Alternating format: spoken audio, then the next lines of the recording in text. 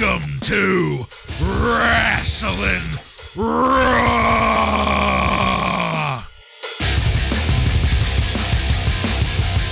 All right, you're listening to Wrasslin Raw, the podcast that takes you back to when Raw became war and Attitude ruled. Thank you for joining us. You're here with Ryan Arico. Kevin Kelly ain't worth a damn. Oh, man. Joe Giammatteo. I am a lover of women and a leader of men. God. Brings a tear to my eye. I'm the one and only Jason Bartlett. We're going to examine WWE history, one episode of Raw is War at a time. But first, I'm just gonna open up a old-fashioned browser here and do a quick hunt and peck. And what do we got here? You've got mail. Oh! Exciting. What a nice thing to hear in 1998. I remember those glory days. So on YouTube, we've got a couple of comments to go over here. First up, the funnest one of the two, the one that is just something to think about, from a regular listener, Chris Uncle Ahmed, who has been gracious enough to write in a couple times in the past. He asked us, who has been the most annoying on 1998 Raw to this point? Wendy Whoppers, the Droopy Arm Express, or the DOA? A very, very poignant question, Chris Uncle Ahmed. Thank you for asking it. My personal vote, I'd say the DOA. Say what you can about the Droopy Arm. Definitely not Sable. Let's just get that out of the way. Yeah, she's a huge crowd favorite here. As much as I love to rag on her, I mean, she played a pretty pivotal part in what's going on here. And the Droopy Arm Express, they sucked, but let's not forget that they were pretty much what carried the tag division on Saturday mornings with the Headbangers there for a while. They played a part. It just wasn't a part that needed to be on Monday Night Raw. Yeah, I completely agree with what you say there. I also am going to throw my hat in for the DOA for a bunch of reasons, really. Sable, again, it's just, she's a big fan favorite. It's impossible to say she's the worst thing of 98. And Droopy Arm Express, as much as I like to make fun of them, they really weren't here all that long before they kind of fell off the face of the earth. So that was good. But the DOA has been plaguing our screens for a long, long time, not to mention it's made up of two SS tattoo-wearing motherfuckers. So, yeah, fuck the DOA. Yeah, that's a unanimous decision here. It's pretty easy. The DOA has been a lowlight how many times between the three of us? We went over that last week. Yeah, and Wendy Whoppers, I agree with you guys. She deserves credit for, you know, just being a fan favorite. Really a big part of the reason why WWF was able to defeat WCW on the Monday Night Wars. And Droopy Arm Express, yeah, I agree with what you said, Bartlett. But also, these guys did have a run that was respectable probably 10 years ago. Yeah. So Yeah. can't dismiss that. But the DOA, they've just always been garbage. But for old time's sakes. Yes. Thank you. I'm so glad you did that. I didn't want to ask for it because it just didn't feel right, but thank you so much for that. I knew it needed to be done. So the second message that we got on YouTube also from user Tim Jones 08Z. He said, love your podcast. Just curious if you guys are going to do a weekly retro SmackDown podcast when you cover 1999, since it's the 25th anniversary of SmackDown. And this isn't the first time that that's been brought up from listeners, and we have talked about it. And guys, please correct me if I go astray with what we're thinking here, but I'm pretty sure what we're going to do is we're just going to start integrating SmackDown into the weekly rotation. So, for example, you have Raw on Monday night, SmackDown on Thursdays, and 4 weeks in a month. So it's going to take us 2 months to cover 1 month of a year. Does that sound like a pretty good summation of how we're going to do it? We're going to cover SmackDown and Raw, but we won't be releasing 2 episodes a week. It's going to be 1 week Raw, 1 week SmackDown, 1 week Raw, next week SmackDown, back and forth. In chronological order. Of course, yeah. It'll take us a little bit longer, but it'll make sure that we get to thoroughly cover both shows. Yeah, it'll be quite a bit of wrestling to watch, but it'll help us live in the Attitude Era a little bit longer, which is good. Yeah. For me personally, when I first got WWE Network and the Cock and all this stuff, I for some reason, I guess it's because SmackDown is the B show to Raw, I've never gone back and watched old episodes. So Same. I am looking forward to those early days of SmackDown and what they looked like. Yeah, totally agreed on that. I'm actually getting a little excited about including SmackDown in the rotation just to see how they change it up. One of the overarching themes of the podcast here is how does this hold up 25 years later, give or take? And back then, it was a pretty big deal. I watched SmackDown just as much as I watched Raw. I'm looking forward to it. It was required viewing because it's not like Saturday Night Shotgun or Sunday Superstars. You needed to watch it or you would miss huge chunks of story. Yeah, which is pretty much why we decided to start including it in the rotation. That, and let's be frank, to keep us in the Attitude Era because we just love it so damn much. I think that's everything, right? We got all the mail out of the way. Get to close the web browser Netscape Navigator there and goodbye. We need to get that one on there. Yeah. Okay, so in this episode of Wrasslin Raw, we're going to be talking about the Raw that aired on May 11th, 1998. The Raw was recorded at the Baltimore Arena in Baltimore, Maryland, and features Jim Ross, Jerry the King Lawler, Michael Cole, and James E. Cornette on commentary. Are you guys ready? Oh, yes. Ready? All right, then. Let's get into it. We started this off with a repeat of Vince McMahon strongly advocating for murder and dismemberment on live television in order to get ahead in the company. And the results of that, namely the tragedy last week involving 2 innocent hot dog vendors, lest we forget. After the proper intro was over, we got a nice view of the arena and a big sign saying, "Sable, please flash us."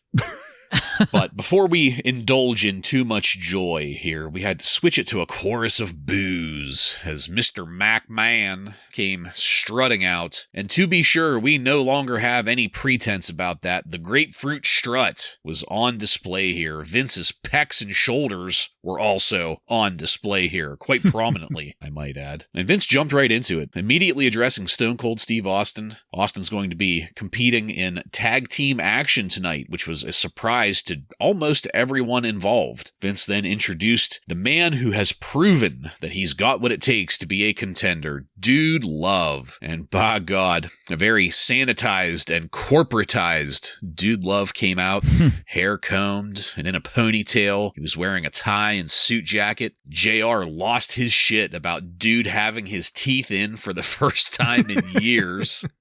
And my personal favorite part of this is Mick even had a little hair curl discreetly placed to cover up the mangled ear. I don't know if you guys noticed that or not, but and that side slicked to the it was just his hair looked ridiculous. I loved it. Duder said, "Last week I had appeared to be confused about what my identity truly was. Now I'm proud to say, only 1 week later, I know exactly who I am. I am a well-educated man. I am a speaker of 4 different languages, a reader of Greek tragedy, a student of American history. I am a lover of women and a leader of men, and a surprisingly good dancer for a big man." And I popped my fucking ass off. I loved it. The bottom line with all of this is that Dude is falling in line and has been granted the rematch at the Over the Edge pay-per-view. As a further bonus, Vince informed us that Gerald Briscoe would be the guest timekeeper for that championship match, and Jerry came on down to the ring. Vince wasn't done there. The next surprise was that the guest ring announcer for that championship match was going to be Pat Patterson, and Pat came on down. Vince then attempted to introduce a guest referee that he had put over as the pinnacle of principles, but nothing happened. Even when Vince ordered production to hit the music, still nothing. Vince had to jog up the ramp to go see what the deal was, but this was a swerve as Pat Patterson then grabbed a mic and introduced the best there is, was, and ever will be, Vince McMahon. And Vince came out in a sleeveless referee jersey. looking very proud of himself. Vince even worked the fucking corners when he got back in the ring, and all 4 of them there raised their arms in victory as that funky backbeat hit the PA. Right after that, we got a view of Kevin "Oh My God" Kelly there in the back, awaiting Austin's arrival and the reaction to all of this. Kevin got snubbed by Sable there as she was passing through. He looked like a sad puppy. He did. He put his head down. We got some more footage of DX assaulting WCW. This time they were at a building that they were prevented from entering by security. And back at the arena, Kevin Kelly was still there as there was some pounding on the garage door. They opened it up in anticipation of Stone Cold Steve Austin's arrival. But when the door went up, standing there was Al Snow with head. He's got some tickets purchased, and he's going to be here at the show tonight. And that's the end of the girthy opening segments. This was a full 20 minutes worth, so I feel like my voice got a little rough just going over all of it. That opening promo from Mick Foley, or Dude Love, or whatever he wants to call himself, was fucking amazing and felt like pure, genuine Mick Foley in its content. So I love the corporate dude angle. I love McMahon stacking the deck against Austin. It's so great to have a main event storyline that I actually give a shit about. And while this new DX footage was entertaining, I was also very excited to see Al Snow debut. I've always been a fan of Al Snow, not Leaf Cassidy, not Shinobi. Shinobi. Slipping on oil. This is the best version of Al Snow, in my opinion. So, Joe, why don't you get us started on this extensive opening here? Extends. There's a 90s commercial. Yeah. I love when the show starts and we just see Jim Ross and, in this case, Michael Cole introducing the show. They're showing the commentary table, and you hear the crowd just explode with booing. And you immediately know who it is without even having the camera switch over yet. And it's Mr. McMahon. So that shows you where we are. In this stage of WWF wrestling in 1998, Mr. McMahon is the #1 heel in the company. Perfect way to kick off the show is to have him come out here and play these mind games with Stone Cold Steve Austin, with corporate dude coming out here. Michael Cole says that he looks like a professor, and I completely agree, because some professors have that sloppy, cleaned up look, the a little bit. Look. Yeah. And my favorite part of the corporate dude was that he was carrying that Wall Street Journal. I loved that was a masterful touch. Yeah, that was nice. And Bartlett, you went over some of those lines from Mick Foley that were fantastic. My favorite one was, "I have found that smile." Yes. I thought that was a great callback. And obviously they are still digging into that screw job. They just won't let it go. And Vince with his steroid painted on referee shirt was just wonderful to see as well. And what a great opening segment. Then we get the DX invasion. They go into this random shitty office building that had WCW on it. Man, I liked how extra nice they were to that random guy that looked like a mailman. That was pretty funny. Yeah. But I just couldn't get over how shitty that office building was. This has been humiliating for WCW these past couple weeks. And Al Snow, this was nice because they already teased us with this special guest referee, and it ended up being Mr. McMahon. But then we do get a nice little surprise here, and we see Al Snow with head. So that was cool to see, a nice surprise on the show. Yeah, I completely agree. You guys covered a lot of what Mick Foley said and what was great. Him using the smile line, all of the things he's great at, speaker of languages and whatnot. But the thing that stuck out to me from any ECW fans out there is it seemed like he was really channeling the heel ECW character of him when he was, "I'm hardcore," and he's like riding the Ferris wheels and shit. Yeah. So I got a smile on my face that he got to bring that character back. I'm sure he enjoyed it too. Vince McMahon coming out with the painted on ref shirt as the Swerve. Perfect way to put a cap on this. All of these obstacles that they're throwing at Austin, because at this point you have to be asking yourself, how could he win this? There's literally no one involved in this match that's going to let him win. That's a good way to set up a match against someone who's almost unbeatable at this point. The DX part, I had to laugh too, Joe. This building, it looked like something that you would see at like a random industrial park somewhere. Yes. I mean, it was very low rent. And then we see some middle-aged women getting into a car screaming, DX rocks. So that was good. And I did love seeing Al Snow because this is by far the best version of him. And not only did he have Head with him, but he was wearing that Job Squad shirt. So all of that I'm looking forward to. And yeah, 20 minutes of no wrestling, but damn entertaining. Yeah. Absolutely. And I was very pleased with the news about Vince McMahon because one of my all-time favorite Martin Scorsese movies is Casino. And one of my favorite lines in Casino is Joe Pesci talking about crooked fucking zebras. and here we have one of the crookedest fucking zebras you'll ever see. All right. So, oh boy, let's go into our first match of the night. Vader defeats Barry Windham with the new Midnight Express, Bodacious Bart, and bombastic Jim Cornette also by pinfall in 2 minutes. I wasn't looking forward to this.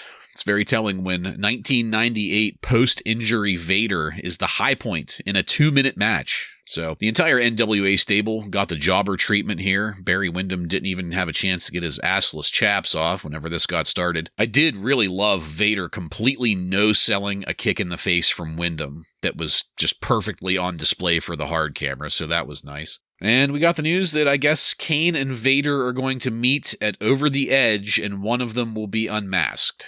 That's it. This was fucking terrible in every way, shape, and form. Joe, what'd you think of it? Yeah, I agree. It was pretty terrible. Vader looks to be more out of shape than he was before he had his face caved in by Kane. He's wearing the fat guy shirt now, is what I call it, which is not good. Michael Cole tells us that Vader appears to be in better shape, but come on, Cole, you're better than that. That's a lie. And Windham, again, he never got to take his assless chaps off, so that was exciting. Yeah, this was nothing special. The only highlight of it, I don't know if you guys remember, but when I covered Barry Windham for Jobber of the Week, I did say that May 11th's match against Vader is his final day in the WWF. So, oh, well, that calls for celebration. Let's hear it.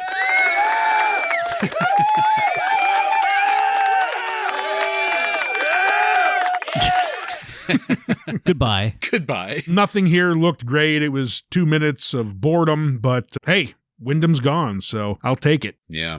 Moving on. Yeah. So let's get to something interesting. Backstage, Kevin Kelly was there as Stone Cold Steve Austin arrived to the venue after a quick slam of the week. That was Pat Patterson getting the stunner last Monday. Kevin teed up the situation for Austin and explained everything. Austin gave a pretty standard response. It was well done, to be sure, but pretty much what you would expect from Austin given the circumstances. And I did want to note, though, that for whatever reason, this really felt like Kevin Kelly getting shoved to the side by literally everyone. And I was left wondering how much longer Kevin's going to be in the picture. So this is where I pulled, I think, my line, right? Where Stone Cold flat out called him worthless. Yeah.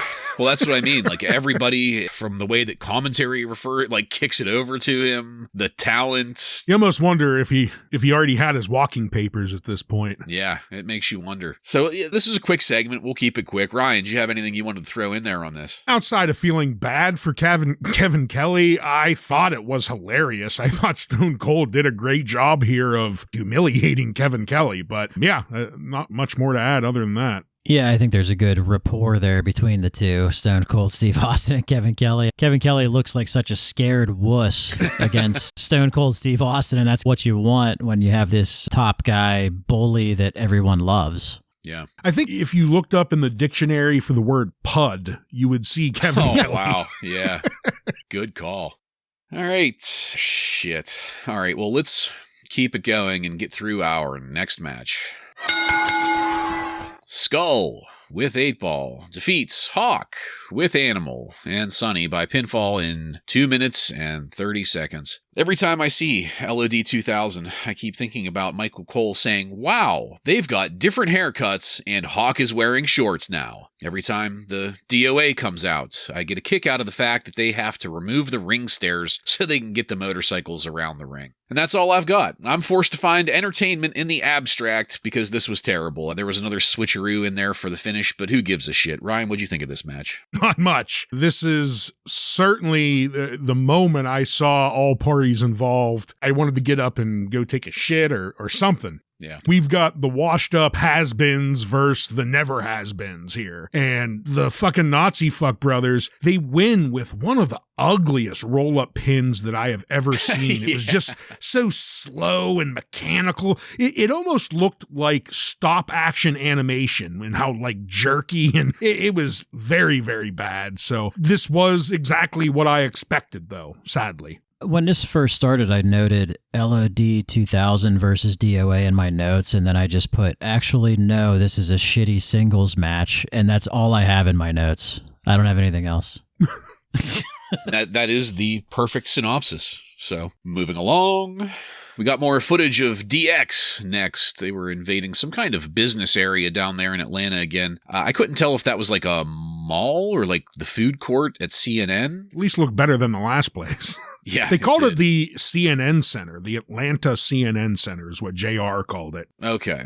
Well, so after that, we got another really great video for Edge. That's our second one so far, and I'm really digging how they're presenting Edge to us thus far. Yeah. That was followed by an update on the quirky odd couple, Bradshaw and Taka Michinoku, because as we've shown in the past, Americans teaching Japanese how to be American is a standard trope in the WWF. Of course, this was full of misunderstandings and all kinds of goofy hijinks. Both Taka and Bradshaw ended up getting jumped by the group that was called Club Kamikaze and will later on in this episode be retconned as En Tai. As if that was always their name. Right. And that was it for this segment. So it seems like Bradshaw has officially been neutered. Any amount of badass he was able to hold on to as a character, despite the Yosemite Sam gimmick, was gone for me after this. Joe, what'd you have here? The DX Invasion thing, this was CNN Studios this time. I thought this was shitty. Is this the part where they did the fake blow up, or is that later? That's I later. can't remember. Yeah, that's later. This was the one where they were like in the studio. It almost looked like a mall. Yeah. So, didn't really do much for me. Edge vignettes, though, they do a lot for me. They do look really cool. Looks fucking awesome. So obviously this is going to be a guy that you're excited to see make his debut with the way that they're putting these packages together. And Bradshaw teaching Taka how to drive, and I guess Taka's a comedy character now, but this, honestly, it's just not really that funny. Yeah. Starting with the DX stuff, what I had marked down here is it's entertaining, but they're trying to lean too heavy into that segment that really worked a couple weeks ago. And this just feels like a cheap ripoff of it, because these cutscenes, none of them I remember. But the first one that they did, I remember almost every single one of them. So I think that kind of shows you how memorable these ones are. Edge, I agree with both of you here. These vignettes look edgy, like they're supposed to, and look great for the time. Perfect. Bradshaw smoking the cigar with Taka, though. They're playing up the stereotype that Taka can't drive, right? So that's what they're trying to do here. We have Bradshaw stealing money from him, like Gary Sabaw. And then when Taka accidentally floors it in reverse, Bradshaw flips out and starts smacking him over the head with his cowboy hat, just really leaning heavy into that Yosemite Sam character. Yeah. Club Kamikaze, which we still assume is their name here, show up. I don't know what to think of this. Maybe it'll go somewhere, but right now I really don't care about it. Yeah, it was giving me flashbacks to that one time that Barry Horowitz groped Hakushi's leg in a locker room. And that was a lot more entertaining than this was. So, all right, let's keep it going to our next match.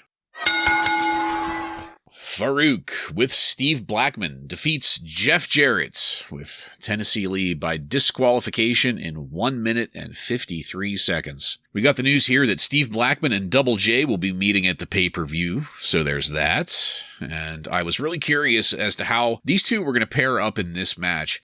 During some ref distraction, Blackman got in an amazing bicycle kick on Jeff Jarrett. That looked fucking tight, and there was a great crowd reaction to it. But the DQ ended up getting called as the Nation ran in to attack Farouk.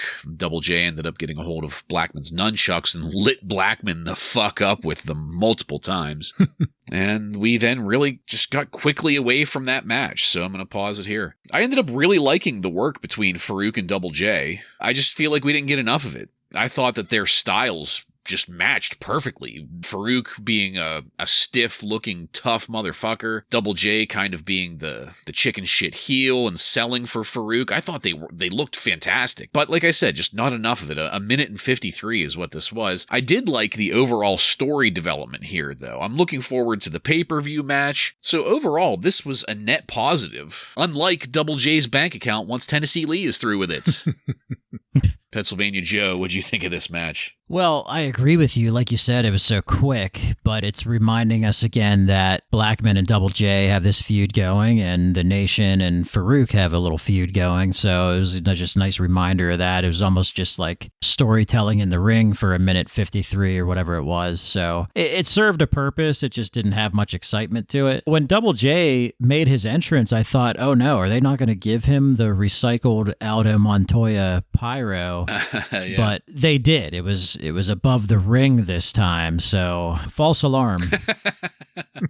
Very happy about that, but not much to get excited about here in a minute and 53. Yeah, I agree. They could have done with a little bit more time because the action that they actually had with each other was pretty damn entertaining. When Farouk came walking out, though, he looked like a fucking brick shit house. Yeah. He looked like he probably jumped on an extra few cycles recently to top off that gas tank because, I don't know, he just looked extra ripped tonight. He should have wore a sleeveless referee shirt that was 4 sizes too small. You mean painted on. And yeah, Bartlett, after Jeff Jarrett got clotheslined out in front of commentary and Steve Blackman did that karate kick, my God, the impact of it. JR said that it hit Jeff in the sternum. It looked like it caught him right on the jaw, is what it looked like to me. Like, I don't think Jarrett probably enjoyed that because I think it was a little stiff, but poof, did it look good on camera. Yeah. Sadly, that's it. It got disqualified here, and we didn't really get to see too much, but the action we did see out of them was very entertaining. And then Jeff Jarrett coming out at the end with the nunchucks and using them on Blackman, I thought that was a good spot too. He hits them 2 or 3 times with them. I'm guessing those are like the foam nunchucks that we used to get at the fair. Yeah. But whatever, it looked good too. So the segment I thought worked, but I definitely would have liked to see these two guys work a longer match together. Yeah, agreed. I think it could be really entertaining, although I have a hard time imagining what kind of program that would be. Well, next up, we got a backstage view of Austin marching through the venue, as well a view of Tony Siragusa there at ringside, sitting behind commentary. He's one of the few football players like I can identify on site. It was good to see him there. More than just a football player. He was a little bit of a TV personality, too. For a little bit. He had a show on the DIY network called Man Caves that I used to watch. It was a great show. And being a huge Steeler fan and him being a Baltimore Raven, for anyone who international doesn't know, those two teams are huge rivalries. But it's hard not to like the Goose. He was always a entertaining guy. And he does have a Pittsburgh connection. He played college football for Pitt. Yeah. So he does have a Pittsburgh connection. I don't have to hate him. He was an All-American at Pitt. Not a Booner Sooner. A Panther. Well, the glass broke, and Austin was on his way down to the ring. Austin requested Vince's presence in the ring in order to be better informed, but rather than come down, Vince ended up on the Titantron with the Stooges there to address Austin's concern, or rather to ignore Austin's concerns. Austin did not like that and stated that he would be inserting the championship belt into Vince McMahon's colon. We got a quick view then of Sable stretching. That was followed by a Val Venus video montage. He's coming. The creep factor was amped up in post-production editing, I felt, on this one.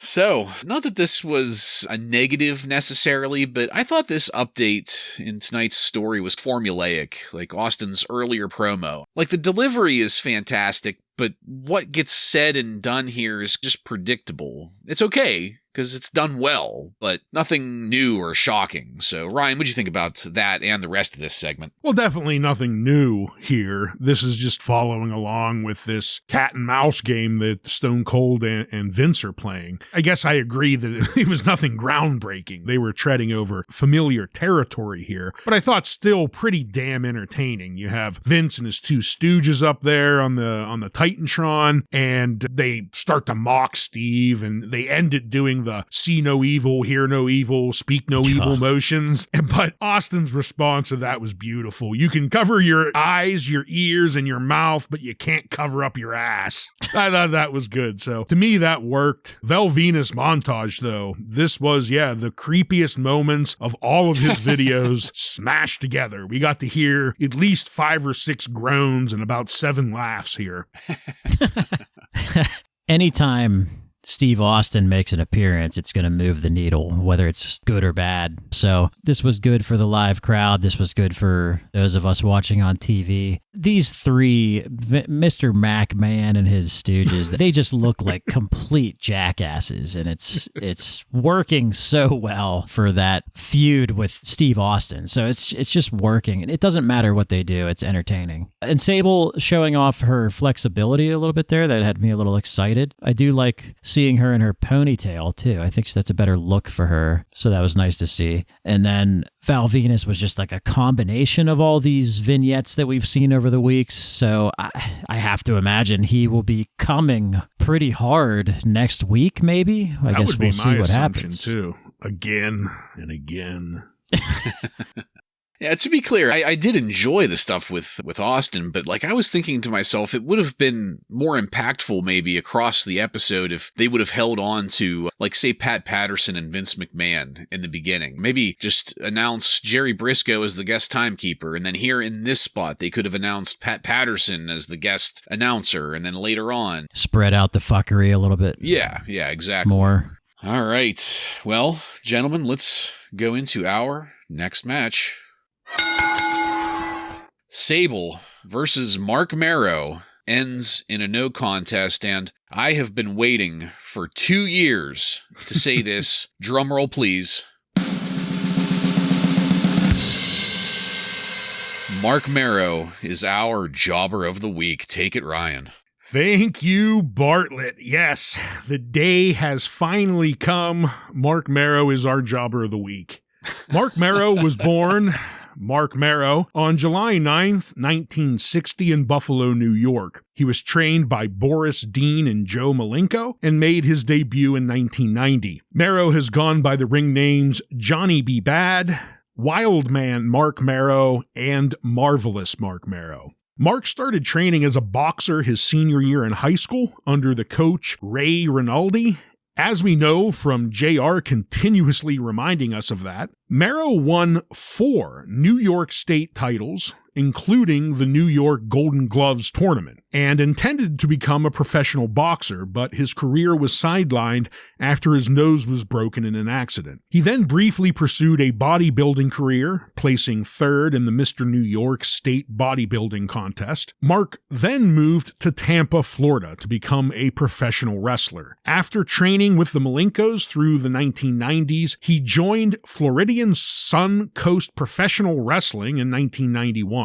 After a few months at FSCPW, Marc was given a WCW tryout, losing to Doom in a squash match, but impressed WCW enough to sign Mero. He began wrestling as a jobber for WCW for several months before being repackaged as Johnny B. Bad, a flamboyant Little Richard lookalike character. During his time as Johnny B. Bad, Marc would reach the peak of his career, receiving a huge push, even being placed as one of the top 10 contenders for the WCW Heavyweight Championship due to his undefeated streak. This streak was ultimately ended by Sting, which also ended any shot he ever had at the WCW heavyweight belt.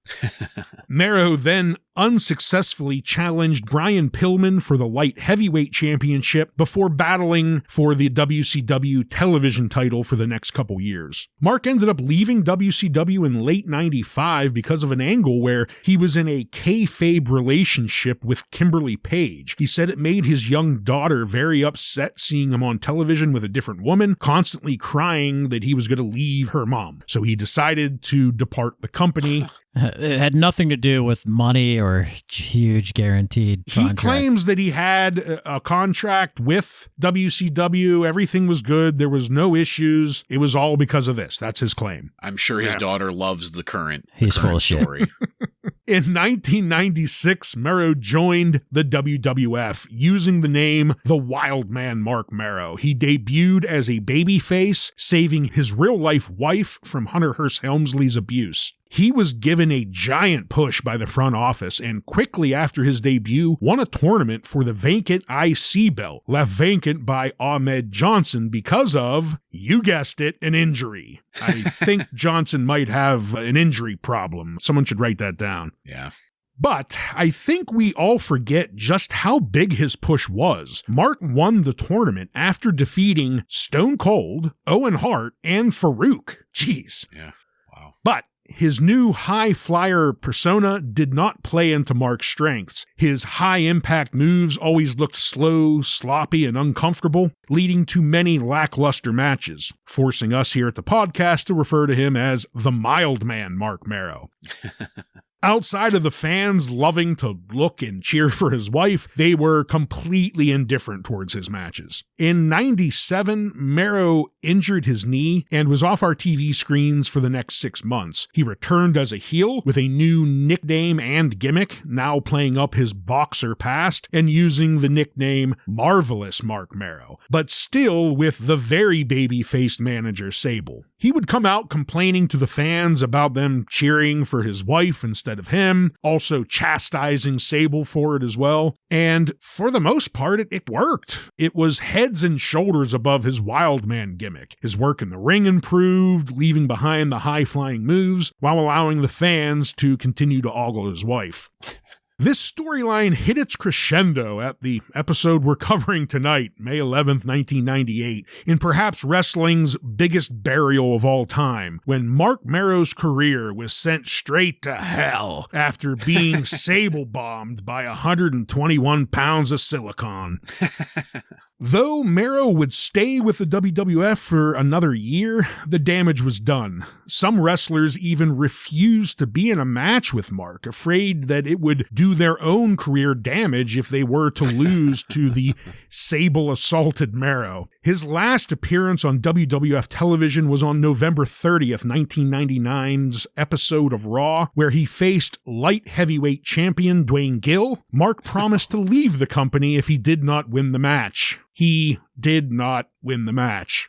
In 2001, Mark joined the short-lived X Wrestling Federation and stayed there until the promotion closed its doors in 2002. And after that, he appeared sporadically for TNA between 2004 and 2006. Marc Mero's final match was on March 5th, 2006, defeating Norm Smiley and the Blue Meanie with partner Russ Rollins at a TNA dark match. Currently, Mark has a YouTube channel where he promotes his motivational speaking. However, it has not been confirmed if he lives in a van down by the river. Marc Mero's record is 603 wins, 291 losses, and 22 draws. So twice as many wins as he had losses, but will forever be known as an all-time jobber because of this one little Sable-bomb. It's over. It's over. It's done, Johnny.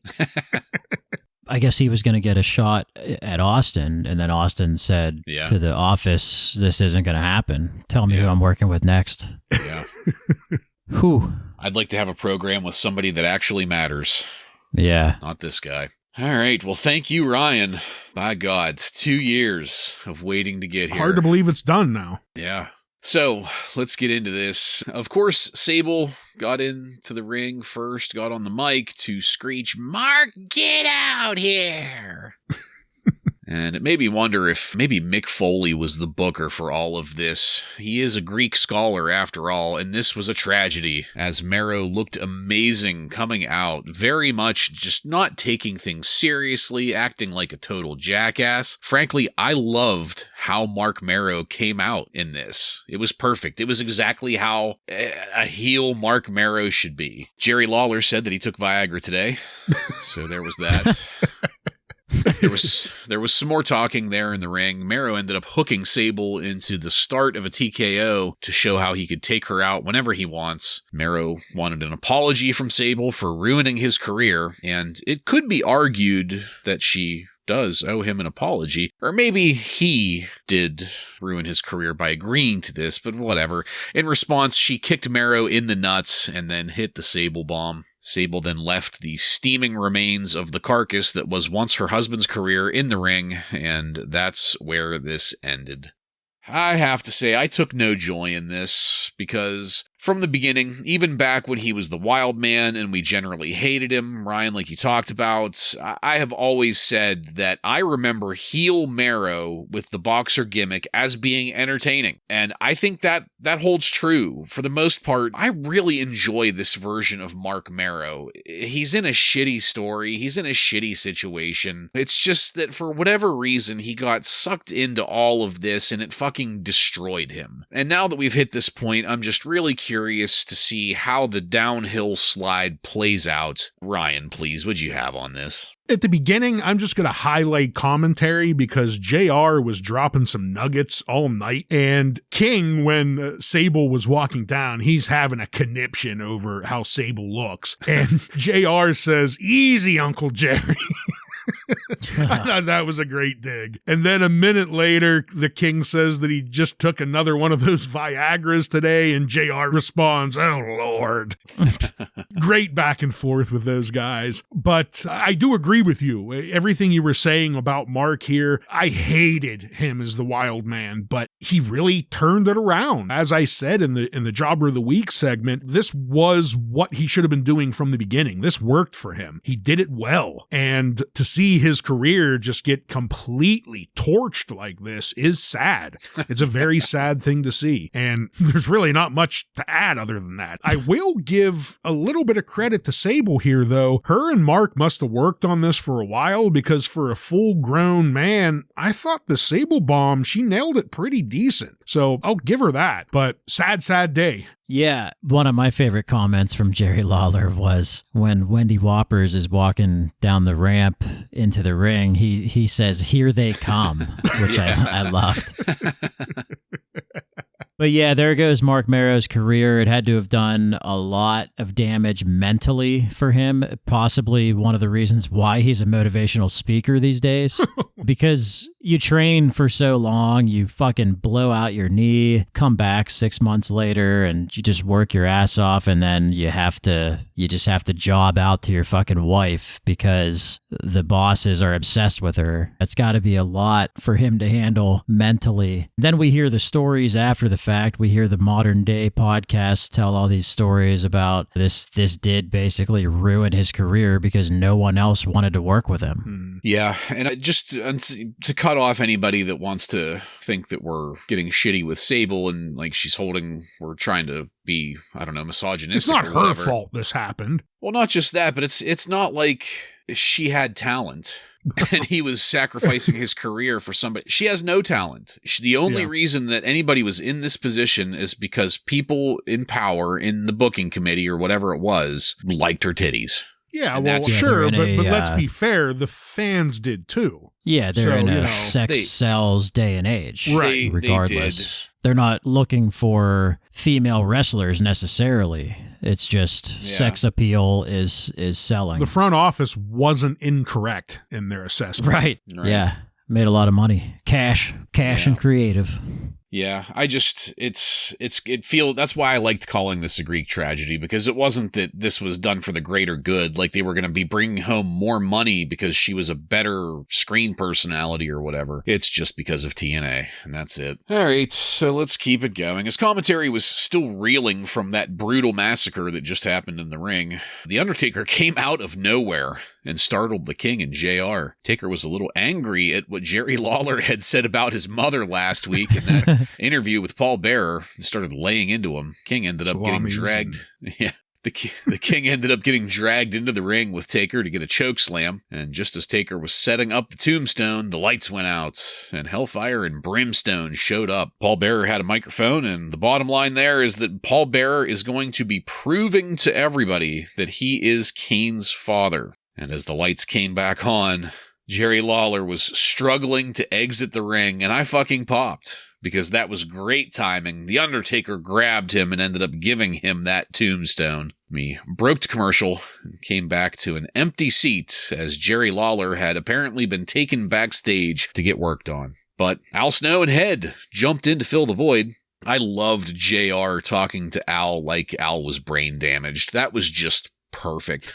There was not a hint of malice or anger in JR's voice. He was just calmly doing some therapeutic communication there. And sure enough, security showed up to remove Al, along with Briscoe and Patterson. Al did a great job of dodging security while flashing the head. He was saying that he was trying to talk to Vince McMahon, and I was hoping that he would eventually get there. We got another update then from DX. This is where they fired a screen graphic anti-aircraft round at the CNN building, and I thought that was just really poorly done and funny in like a B-movie kind of way. So, guys, the story stays fresh. And this time it was Jerry Lawler getting it in the ring to accomplish that. I loved it. I liked Al Snow here too, and I'm really excited for the ongoing antics with him. So, Joe, what'd you have on this segment? Oh, yeah, I loved it too. This Undertaker coming out here, beating up the King, reminding us of what the King and Paul Bearer did last week was great, keeping that story going. JR tells us we can say goodbye to Seinfeld and we can say goodbye to the King. Yeah. So this is around when Seinfeld was ending. And JR is selling Kane as a monster still, like he is. But Undertaker has already beat the hell out of Kane twice, so I don't know. I'm starting to think like, who cares? Like, he fucking lit him on fire too one of those times. So I don't know. Is Kane really that scary anymore? I mean, I don't know. He's taking on Vader next pay-per-view. Taking on Vader, yeah, that's not going to help. If you're watching this and you've never seen ECW, you're probably thinking, who the fuck is this guy? What is this? This is weird type of thing. It is weird. Yeah, but he's doing a good job in this character, so it works, especially during this time period. And then, yeah, fake blowing up of the CNN tower was just so fake looking and stupid, and I'm actually surprised that they left that in. I'm surprised that, that the cock did not take out Post a 9/11 building blowing up, yeah. The story continuing here with The Undertaker and coming out and attacking the King for his comments last week. And just in case anyone missed last week, she was a moaning and a groaning and a screaming. That was what was said about The Undertaker's mother. So that was great. And then he dragged old poor Lawler into the ring, beat the living shit out of him. Paul comes out and says that he's going to prove that he is Kane's father next week. And I immediately thought, oh no, is that Jerry Springer? Because I really don't want to see a segment with Jerry Springer doing a reveal on the father. I don't want it. Speak for yourself. I am. The Undertaker then lands the tombstone on King, and Bartlett, I agree. This kind of highlights the professional King is with that timing, the stumbling, trying to get out of the ring at just the right point. Worked out great. And I love seeing Al Snow. There could be people out there that don't like him or don't even really know who he is much, but I always found his bizarreness funny. He's not one of my favorite people, but I found him pretty damn entertaining. The cannon attack on the CNN building, I know it looks terrible, but let's think back to the time we are, 98. CG was very expensive and not really good at the time. This kind of was about the best you were going to get from outside of a giant blockbuster movie. It would be the only way you're going to get anything better. So it looks bad today, but back then it probably wouldn't have come off as bad. Yeah, it would have cost them nothing to not do it. Sure. That's the thing. If it looks that bad, just don't do it. Don't include it. leave it on the cutting room floor or something. I don't know. All right. So let's go now to our next match. Owen Hart with the Nation versus Triple H with D-Generation X ends in a no contest in 7 minutes. As soon as I read that, when I was prepping for this episode, I groaned. We're right back to Owen and Triple H again. DX came out a little early to give us promos. X-Pac laid out a pretty hot promo on Eric Bischoff. I really enjoyed that. That was good. Owen got his new music, but we didn't really get to hear it properly, as this match, I think, was booked to appear as though it was improvised, so things were jumbled at the start. The Nation came out behind Owen, and I liked the new look for the Nation. I also liked getting the Rock here on our screens. That was nice. We cut to commercial and came back to the match in progress. Jim Cornette had joined commentary because Jerry Lawler was still getting worked on. And I feel like I would be more of a broken record than I usually am with this if I went deep on it, because the work was good.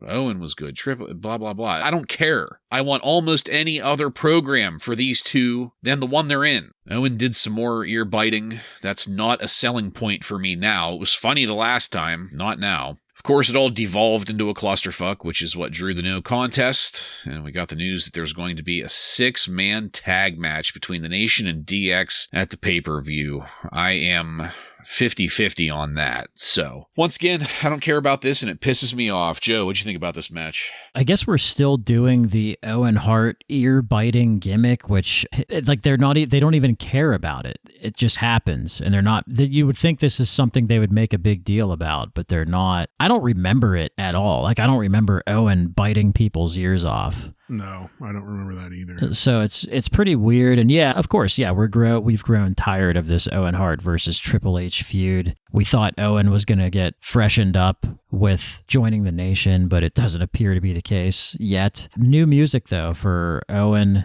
the Enough is Enough, and new music for The Rock. It has added his sayings in there, which is cool. Mm-hmm. So making some progress there for those guys. The Baltimore crowd did the New Age Outlaw chant, whatever you want to call it. They did it along with Road Dogg, which might be the first time that has happened. So the fan base is definitely catching on. And also, Kama has both the pimp hat and the cigar now. So yeah. Perhaps we are getting closer to the Godfather. Outside of that stuff, yeah, this wasn't really anything too exciting for me. Yeah, I don't want to reiterate everything you guys said, but I thought Jim Cornette did a pretty good job on commentary here, since he wasn't out here pushing the NWA and just doing straight commentary. Yeah. I thought he did very well working with JR here. And I really loved the one part where the Godfather, I'm just going to call him the Godfather, and Mark Henry, they took it to Hunter when he got thrown in the corner, and then X-Pac and Road Dogg start walking over towards them, and Mark Henry and the Godfather just look at them and walk towards them what the fuck are you two tiny motherfuckers going to do to us? And then they just walked away and retreated. I thought that was a good spot. I guess neither one of you mentioned it, so maybe you didn't see it, but on the hard camera, there was a sign that said, McMahon, respect Miguel Prez. I did see that, yeah.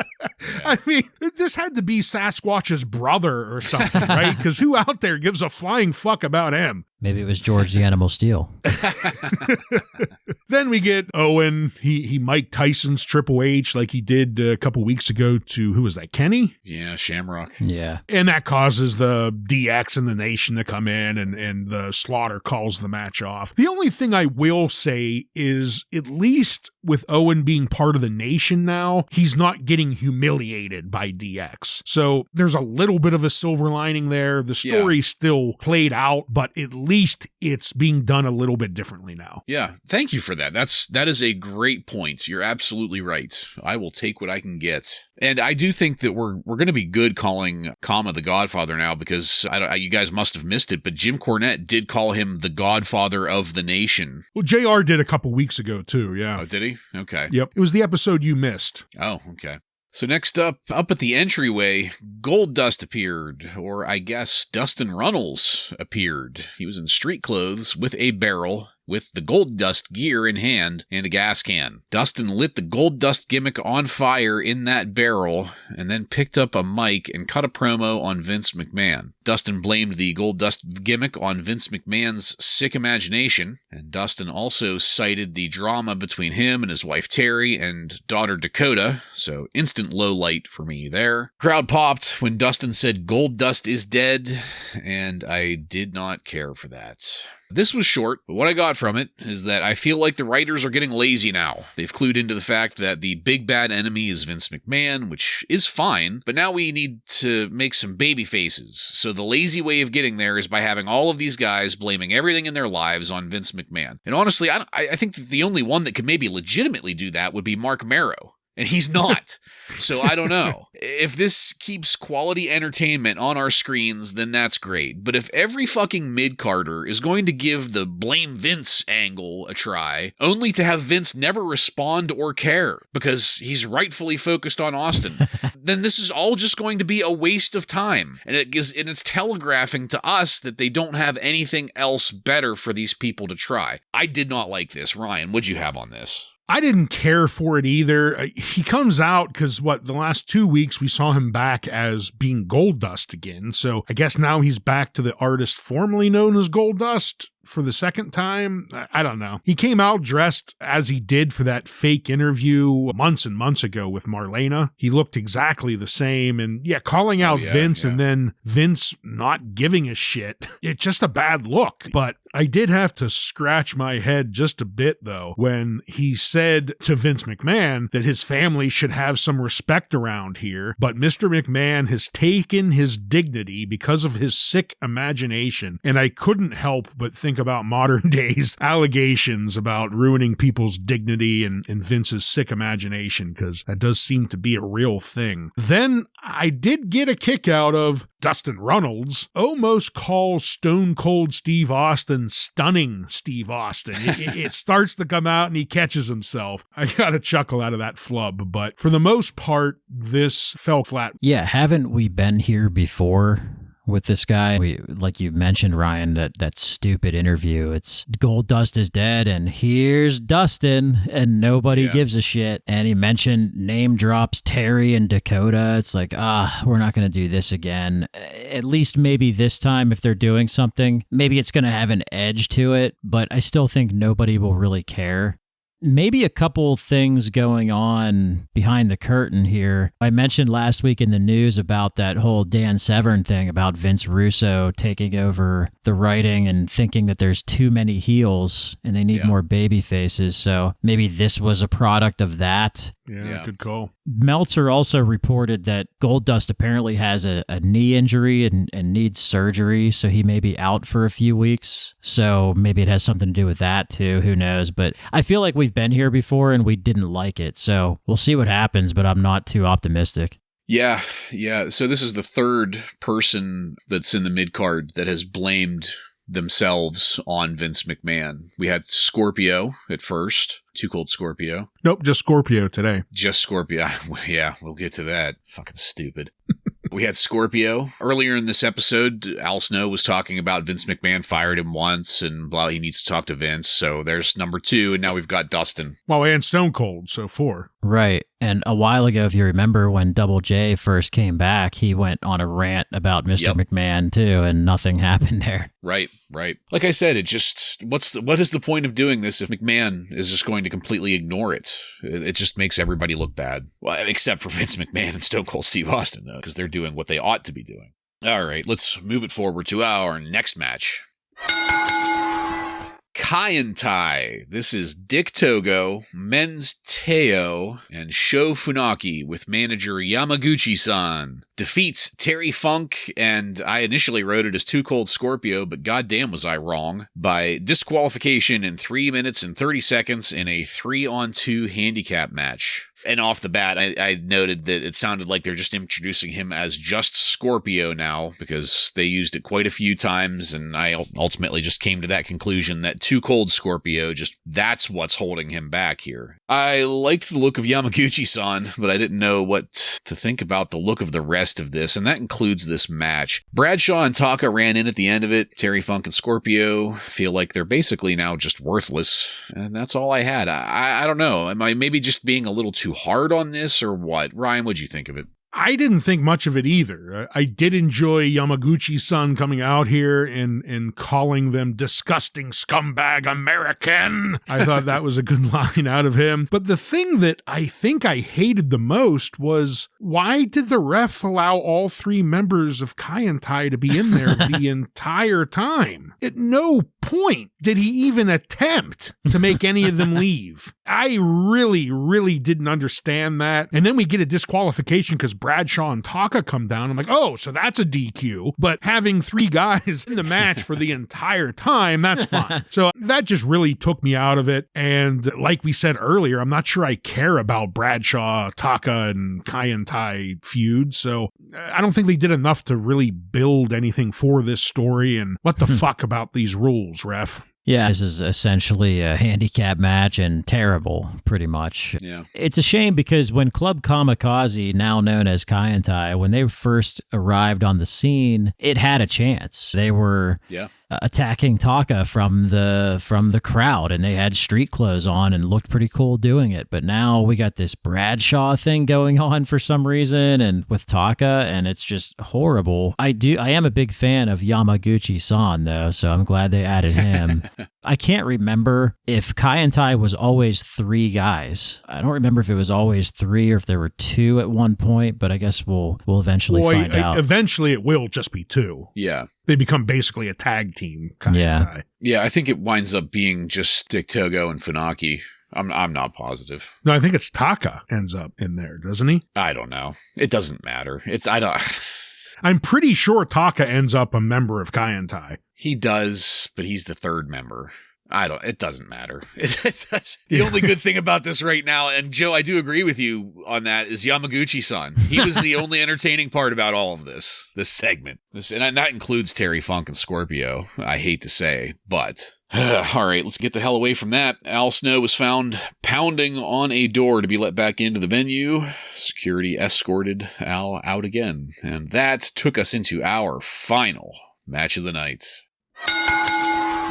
Steve Austin and Vince McMahon with Jerry Briscoe and Pat Patterson versus The Nation. This was D'Lo and The Rock. Ends in a no contest in 9 minutes. This started off with Austin and The Rock, and that looked tight. Austin hit Briscoe and Patterson with the coconut cruncher there at the outside. Ryan, I think of you every time I see that. Ooh, yeah. And this turned out to be a hellacious fight. The energy was nonstop up through the point where Austin got chucked through the ring stairs. That looked great. McMahon played his part well, of course. Everybody was in this. Commentary included. Commentary was doing a fantastic job of talking this up. Just as I was making that note, Austin hit a stunner on D'Lo Brown that looked great. It was sold well. And this devolved into a clusterfuck as everyone went after Austin. Then Goldust ran in for some fucking reason. Then Degeneration X. And that's where we faded to black. So I'm sure you've noticed my notes were pretty light on this for a 9-minute match. And that's because this was lightning fast, non-stop action. And none of it was bad. Or at least nothing stood out to me as bad. The story of Austin having the world against him, it was perfectly displayed here. Everybody played their part well.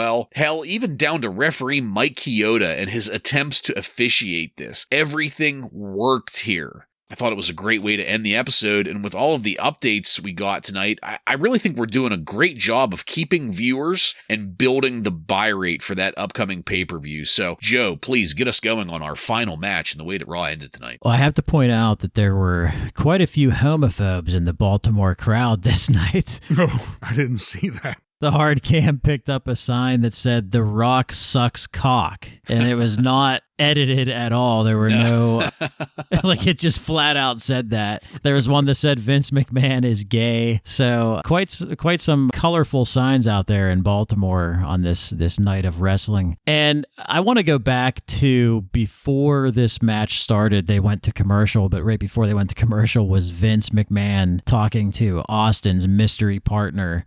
It turns out it was himself, which was again another swerve. That was 2 swerves tonight that I think were very cleverly done. So that was cool. There's swerves. It's almost a bait and switch, but it's okay because it's good quality entertainment. I also love how Vince is still wearing his steroid referee shirt during this tag team match. Yeah, couldn't get it off. Vince delivers one of the worst clotheslines I've ever seen at the end of this, but yeah. Patterson and Briscoe, man, those guys can sell really well for old retired guys. So they have been a great addition to this little feud between Stone Cold Steve Austin and Mr. McMahon. At the beginning of the match, too, The Rock starts talking shit on Steve Austin, and I'm here for that. If those two are going to start something up here soon, I'm all about that. So that's exciting. Yeah, I'll pick up right there because before the match starts, The Rock comes out and says, finally, the feud between The Rock and Stone Cold has returned. And I know he doesn't realize just how much this feud really will mean in the coming years. So I thought that was a really cool line. And Vince McMahon, when he walked out, he does that bodybuilder pose. It's just beautiful. He's so fucking hateable. He just such a great job of it. And this was great. This was a fantastic way to finish Raw and a really fast-paced match. Bartlett, like you said, there's hard to really talk about it because it was just so quick-paced and bam, bam out of Stone Cold, just taking out everyone. And I felt this was another great example of this new Raw format where the final match, we have these huge stars involved. We're dealing with the main storyline, and you have the champ in a 9-minute match. Obviously, it ends with the DQ, but I thought we got a hell of a match out of our champ here, and that's the way you want to end a Raw. Everything here worked pretty damn good in my opinion. One of my favorite parts towards the end, Austin was crawling towards the corner like he was going to plead for a tag, and then he just stands up and gives McMahon the double bird, and the crowd went crazy. Also, Bartlett, you mentioned the one double noggin knocker, but there were 2 noggin knockers here. We had the one earlier, and then he does it to The Rock and D'Lo. So I was popping my ass off for all these noggin knockers going around, and then it just goes into chaos as we fade to black. So perfect way to end things. Yeah. Well, I wanted to leave a noggin knocker for you. I didn't want to steal all your thunder with that. As I said, we faded to black, so let's take it on over to highlights and lowlights.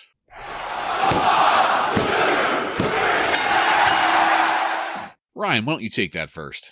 Well, I'm going to pick up right where I left off. My highlight is having 2 double noggin knockers in one match. The match itself was great too, but damn, seeing the 2 Stooges get it and then the Nation. I love the noggin knocker, so great job, Stone Cold. Highlight. Lowlight. DOA versus LOD. What else could I say? Good God, the fucking DOA. They even picked up the victory tonight. So yeah, they were a biggest annoyance of 1998 and my low light. For my highlight, I'm going to go with just the general flow of the Austin and McMahon feud. I really like how they're making it the lead story of the show every week, and they're just giving us bits and pieces leading up to that final payoff at the end of every show, and it's been just amazingly entertaining. And they're throwing these other pieces into it. Like, I really enjoyed Corporate Dude tonight. You know, I didn't love Dude Love being a heel at first, so now I'm coming around to it. Corporate Dude is in there. They threw the Stooges in there now every week, which is just fantastic. So that's my highlight. My low light is going to be Marc Mero, his career being destroyed tonight, which just doesn't seem fair because, like I said, this guy has trained hard, went through some terrible injuries, and he's losing his career because of a flash in the pan talent that happens to be his wife. So it just ruins his entire career, and that is a low light to me. Yeah. So highlight for me was Mick Foley's promo at the start of the show. I am an educated man. Everybody always says Mick Foley, the hardcore icon. And to be sure, he's a great hardcore wrestler. He's a great wrestler, but I feel like people always end up sleeping on his promos. Mick Foley is a hell of a promo. Yeah. And this proved it. This is 2 weeks in a row, actually, for me having highlight as a Mick Foley promo. So if we get more of it, I love it. Honorable mention, though, to the return of Al Snow. My lowlights, I already said it, Dustin or Gold Dust or whatever. And not just for saying the name of Dakota, which is automatic but also lowlight. because of that. But because Gold Dust is one of the truly unique gimmicks in this show. He could have a program with just about anybody if they decided to put a little effort into booking. He's a solid mid-carder. He's a spectacle with the entrance and the glitter and everything. There is no reason for him to be jumping on the anti-Vince bandwagon other than just lazy fucking booking. So that's my low light. Joe, do you have any contemporary wrestling news from on and around May 11th, 1998 for us? I do. In the ratings war, the WWF continues to pull away from the competition, earning a 4.72 rating tonight, while WCW earned a 4.42 rating. Tonight's episode of Nitro was an episode where Eric Bischoff kicked off Nitro challenging Vince McMahon to a fight. Some people might remember that from all the Monday Night Wars documentaries and things of that nature. This was when Eric Bischoff was sitting on a motorcycle in the middle of the ring, challenging Vince McMahon to a fight. He stated that Sean Waltman is nothing but a little puppet for McMahon, and that he apologizes to no one. While Bischoff challenged McMahon to a fight at the next WCW pay-per-view, he also made it clear to the fans to not buy the pay-per-view only for that reason, because it's not likely that McMahon will show up. That was funny. He doesn't want to bait and switch anybody. Dave Meltzer gives a really cool breakdown in this week's Observer, basically explaining the percentage increase or drop for every WWF title change since the beginning of Monday Night Raw. So we always hear about, hey, which guy drew crowds, which guy drew ratings, which guys did not draw as champion. Well, Steve Austin, since he defeated Shawn Michaels, there has been a 46.6% increase in average attendance. So that includes the house shows, Monday Night Raws, all the TV tapings. There's been a 40% increase in TV ratings too, since Steve Austin has become champion. Can you guys guess? So since the beginning of Monday Night Raw, can you guys guess who saw the biggest drop as champion in attendance, average attendance? I'm going to guess Diesel. You would be correct, sir. Yeah. 27.1% drop there. Good call, Bartlett. Yeah. So Diesel didn't draw very well, but Steve Austin is obviously drawing very well as champion here. Dave Meltzer is also spreading rumors that Medusa will be brought in to be Marc Mero's valet to feud with Sable. We know that's not going to happen, but I thought that was funny. And we've mentioned Dory Funk's camp before, having some recognizable names. There's a camp happening again this week, and some notable names there are Matt Bloom, who is otherwise known as Prince Albert, Miguel Perez's third cousin. Yeah. Pretty hairy guy. Andrew Martin, who is otherwise known as Test, David Heath, which is Gangrel, and Darren Drozdoff, otherwise known as Puke. So some more big names just keep appearing at Dory Funk's camp. We have no idea who they are in 1998, but they are going to all make a name for themselves in the future. Building up that Brood stable as well. Yep, and that is all this week. All right. Thank you, Joseph. Illuminating as always. And that's it, folks. We are done with this one. I want to thank you again for joining us. If you like what we're doing here and want to connect with us, you can email us at WRASSLINRAW.